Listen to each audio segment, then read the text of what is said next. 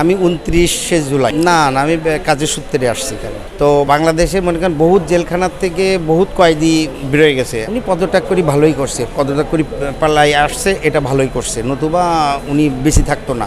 হ্যাঁ পদত্যাগ অবশ্যই, কেননা আপনি দেখেন কতটা স্টুডেন্ট গুলিবিদ্ধ হয়েছে, এখনও আছে, তারা তো প্রুফ এক এক সময় এক এক রকম, সরকারি হিসাবে 300 বা 400, অরিজিনালি অনেক বেশি লোক মারা গেছে, স্টুডেন্ট মারা গেছে। না না না এরা ছাত্ররা করে নাই, এটা আমি শিওর, এটা ছাত্ররা করে, ছাত্ররা এরকম হিংসাত্মক করে না, এটা রাজনৈতিক। মানে 15 বছর ধরে বিরোধী দলেদের যেভাবে নির্যাতন করছে, তাদের ক্ষোভ, এই ক্ষোভটা উপড়ে দিছে আর কি। যদিও মনে করি সরকারি গণভবন সেটা তো আমাদেরই সম্পদ, আমাদের দেশেরই সম্পদ, আবার তো আমাদের টাকা দিয়ে এটা মেরামত করা লাগবে, তাহলে এটা তারা ধ্বংস করা এটা ঠিক হয় নাই। যে দলই করুক না কেন এটা ঠিক করে নাই। প্রত্যেকে শান্তিতে থাকুক, হিন্দু মুসলমান সব ভাই ভাই যেভাবে ছিল ওইভাবে যেন থাকে, কোনো রকম কেউ যেন কারোর বিপদের জন্য না পড়ে।